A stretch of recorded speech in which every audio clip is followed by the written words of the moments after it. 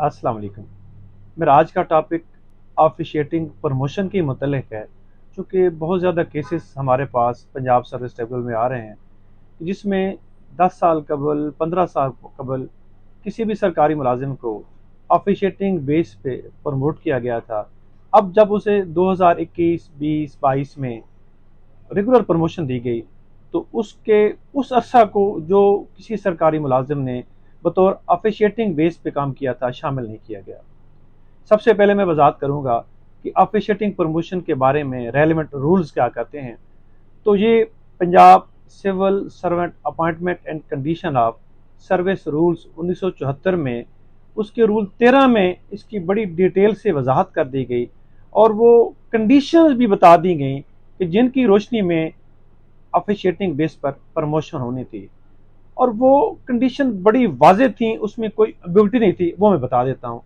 उसमें सबसे पहली कंडीशन थी कि अगर कोई सीट इस बिना पे खाली होगी कि एक बंदा किसी महकमे से डेपुटेशन पे दूसरे महकमे में चला जाता है और सीट खाली हो जाती है, या कोई सीट इस बिना पे खाली होती है किसी डिपार्टमेंट से कोई बंदा छुट्टी पे चला जाता है, लीव पे चला जाता है, या कोई सरकारी मुलाजिम सस्पेंड हो जाता है, या किसी सरकारी मुलाजिम की अपने कैडर से दूसरी कैडर पोस्टिंग हो जाती है और सीट खाली हो जाती है, या कोई सीट इस बिना पे मुख्तस कर दी जाती है कि ये सीट अब दूसरे डिपार्टमेंट से ट्रांसफर कर दी फिल होगी और वो सीट खाली रहती है। तो ये 5 शराइत थी, और छठी जो शराइत थी वो बड़ी इंपॉर्टेंट थी। अगर दौरान डीपीसी या प्रमोशन किसी सरकारी मुलाजिम को डेफर कर दिया जाता और वो सीट खाली रह जाती, तो इन 6 शराइत के मतलब था कि आप बतौर टेम्परेरीली स्टॉप गैप अरेंजमेंट उस सीट पे बतौर ऑफिशिएटिंग बेस सरकारी मुलाजिम को प्रमोट करेंगे। और जब उस पोस्ट के लिए एल बंदा, एलिजिबल बंदा रेगुलर प्रमोशन के लिए हकदार होगा, तो उस रेगुलर बंदे को रेगुलर प्रमोट कर दिया जाएगा। और जो सरकारी मुलाजिम ऑफिशिएटिंग बेस पे प्रमोट हुआ था, तो उसको वापस अपनी सीट पे आना पड़ेगा। अब इसकी बुनियादी शराइत भी थी कि ऑफिशिएटिंग बेस पे कौन सा सरकारी मुलाजिम प्रमोट हो सकता है। तो उसके लिए कानून में बड़ा वाजे लिखा गया, सेक्शन रूल 13 के अंदर उसके लिए वही शराइत दरकार हैं जो किसी भी सरकारी मुलाजिम की रेगुलर प्रमोशन के हकदार होती हैं, जिसमें होता है कि उसकी रिक्वायर्ड क्वालिफिकेशन होनी चाहिए, उसका रेलिवेंट एक्सपीरियंस होना चाहिए, और उसकी जो परफॉर्मेंस है वो अप टू दी मार्क हो। जब ये तीनों क्राइटेरिया कोई सरकारी मुलाजिम पूरा करेगा, तो तब वो ऑफिशिएटिंग बेस्ड प्रमोशन का हकदार होगा।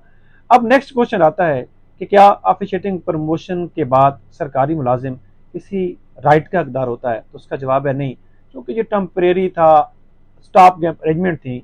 तो ऑफिशिएटिंग बेस पे सरकारी मुलाजिम को इस रूल के मुताबिक कोई राइट नहीं दिया जाता। हाँ, अलबत्ता ये मराद जरूर दी जाती हैं कि जो मराद सरकारी मुलाजिम को बतौर रेगुलर प्रमोशन के मिलनी थी, तो जो सरकारी मुलाजिम बतौर ऑफिशिएटिंग बेस पे प्रमोट हुआ, तो उसको वही तनख्वाह, वही बेनिफिट उस अरसे के दौरान दिए जाएंगे। अब ये तो था सादा सा क्राइटेरिया कि रूल क्या कहते हैं, लेकिन देखने वाली बात यह है कि हमारे मुल्क में इस रूल को कैसे इस्तेमाल किया जा रहा है। तो मैं समझता हूँ, जो मेरा अपने एक्सपीरियंस में है, कि बड़ा मिस यूज़ किया जा रहा है। और सरकारी मुलाजिम को इसके बावजूद वो रेगुलर प्रमोशन का हकदार होता है, इसके बावजूद वो रेगुलर प्रमोशन के लिए सीट भी खाली होती है और उसकी सारी प्री कंडीशन क्वालिफिकेशन फुलफिल करता है, लेकिन फिर भी उसे रेगुलर प्रमोशन की बजाय उसे ऑफिशिएटिंग बेस पे प्रमोशन दी जाती है, और उसके सर पर हर वक्त एक अनदेखी तलवार लटकती रहती है। वो बड़ा अनसेफ रहता है, और उसी चक्कर में जो डिपार्टमेंट है उससे जॉब करवाता है ताकि उससे अपने नादीदा मकासद हासिल कर सकें। अब जब यही इशू ऑनरेबल सुप्रीम कोर्ट के सामने गया, तो ऑनरेबल सुप्रीम कोर्ट ने अपनी लैंडमार्क जजमेंट 2017 PLC CS 373 373, दोबारा अर्ज करूंगा, 2017 PLC CS 373 और दीगर करंट जजमेंट में ये होल्ड किया गया कि आइंदा से कोई भी प्रमोशन जो ऑफिशिएटिंग बेस पे होगी, वो section rule 13 Punjab civil servant act appointment and condition of service rule 1974 के दिए गए पैरामीटर के मुताबिक होगी, और उससे हट के नहीं होगी। और ये भी कहा गया कि जो साल साल सरकारी मुलाजमीन को ऑफिशिएटिंग बेस पे प्रमोशन दी जाती है, ये बंद कर दिया गया और कहा गया कि मैक्सिमम आप 2 साल से ज़्यादा पीरियड के लिए ये नहीं दे सकते, और जब भी सरकारी मुलाजिम अवेलेबल होगा तो आपको ये फ़ौरन रेगुलर प्रमोशन करनी पड़ेगी।